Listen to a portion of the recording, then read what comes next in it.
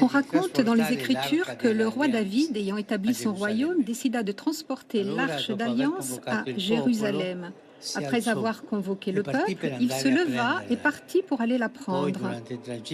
Sur le trajet, il dansait devant elle avec le peuple, exultant de joie à la présence du Seigneur. Et c'est avec cette scène en arrière-plan que l'évangéliste Luc nous raconte la visite de Marie à sa cousine Élisabeth. Marie, en fait, elle aussi se lève et part en direction de Jérusalem.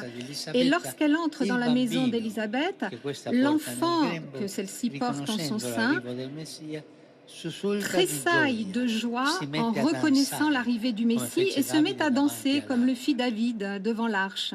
Marie est donc présentée comme la véritable arche d'alliance qui introduit le Seigneur incarné dans le monde.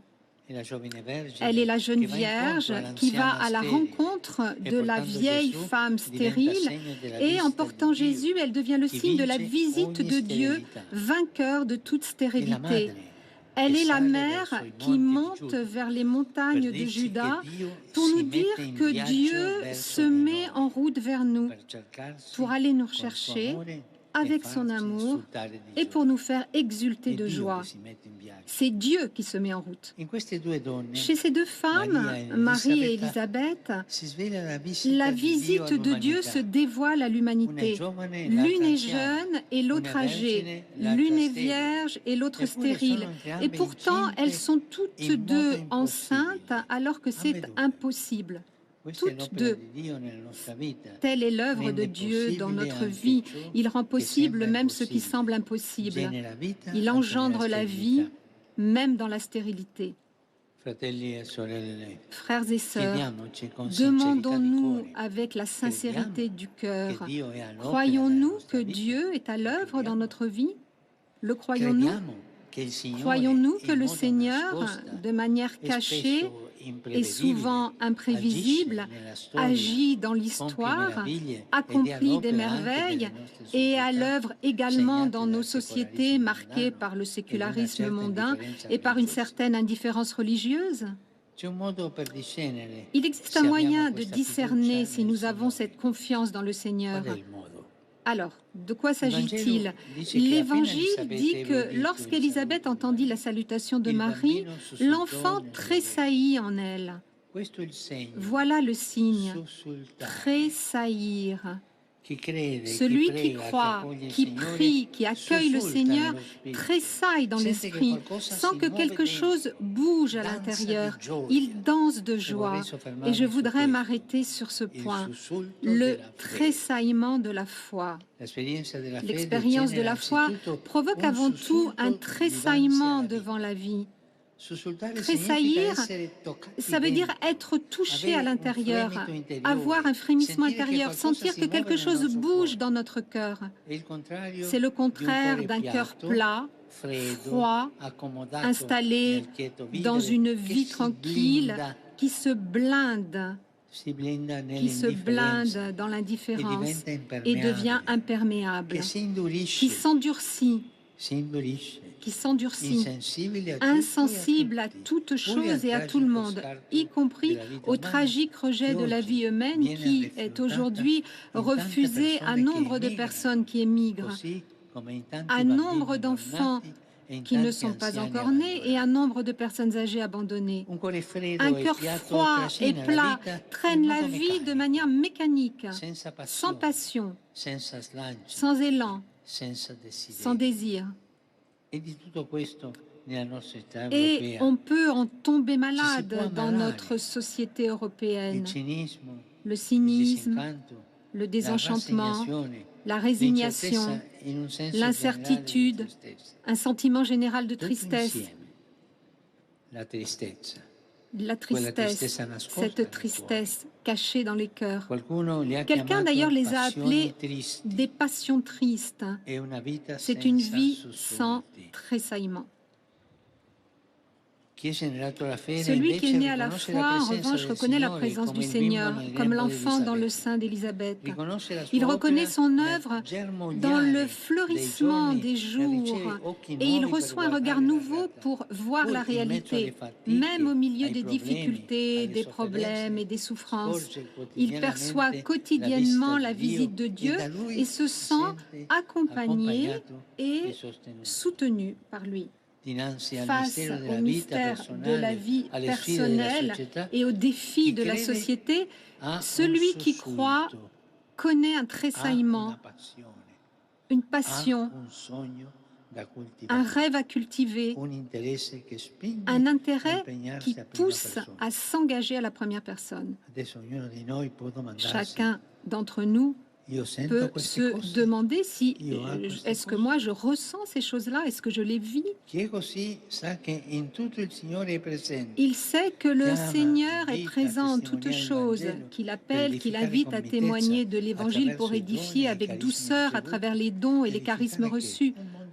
Et un monde nouveau, il s'agit de construire un monde nouveau.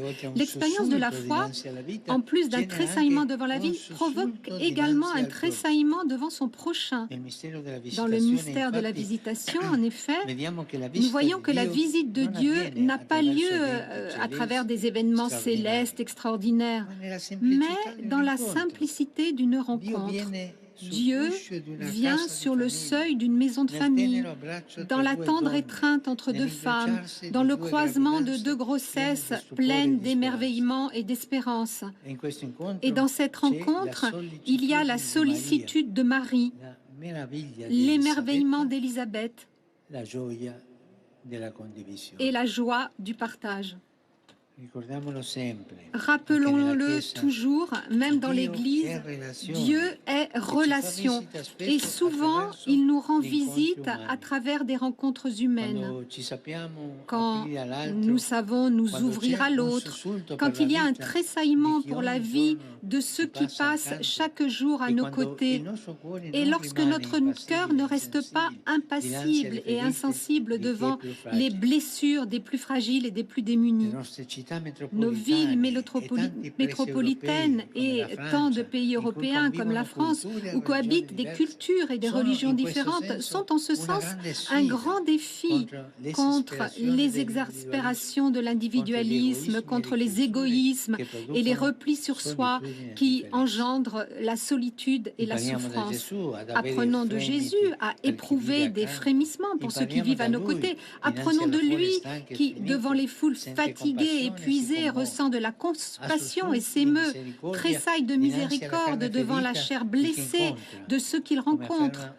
Comme l'affirme votre grand saint Vincent de Paul, il faut tâcher d'attendrir nos cœurs et de les rendre sensibles aux souffrances et aux misères du prochain. Et prier Dieu pour qu'il nous donne le véritable esprit de miséricorde, qui est le propre esprit de Dieu, jusqu'à reconnaître que les pauvres sont nos seigneurs et maîtres.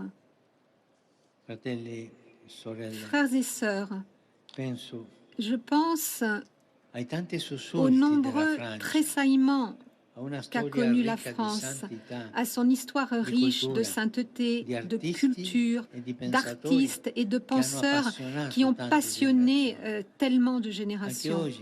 Aujourd'hui encore, notre vie, la vie de l'Église, la France, l'Europe ont besoin de cela, de la grâce d'un tressaillement, d'un nouveau tressaillement de foi, de charité et d'espérance. Nous avons besoin de retrouver passion et enthousiasme. Nous avons besoin de redécouvrir la passion et l'enthousiasme et de redécouvrir le goût de l'engagement pour la fraternité, d'oser encore le risque de l'amour dans les familles et envers les plus faibles, et de retrouver dans l'Évangile une grâce qui transforme et rend la vie belle. Regardons Marie qui se dérange en se mettant en route et qui nous enseigne que Dieu est précisément comme cela. Il nous dérange, il nous met en mouvement, il nous fait tressaillir, comme avec Élisabeth. Et nous voulons être des chrétiens qui rencontrent Dieu par la prière et nos frères par l'amour. Des chrétiens qui tressaillent, vibrent, accueillent le feu de l'Esprit pour se laisser brûler par les questions d'aujourd'hui, par les défis de la Méditerranée, par le cri des pauvres, par les saintes utopies de fraternité et de paix qui attendent d'être réalisées. Frères et sœurs, avec vous, je prie la Vierge, Notre-Dame de la Garde, pour qu'elle veille sur votre vie, pour qu'elle garde la France et toute l'Europe, et qu'elle nous fasse tressaillir dans l'esprit. Je voudrais le faire avec les mots de Paul Claudel. Je vois l'Église ouverte.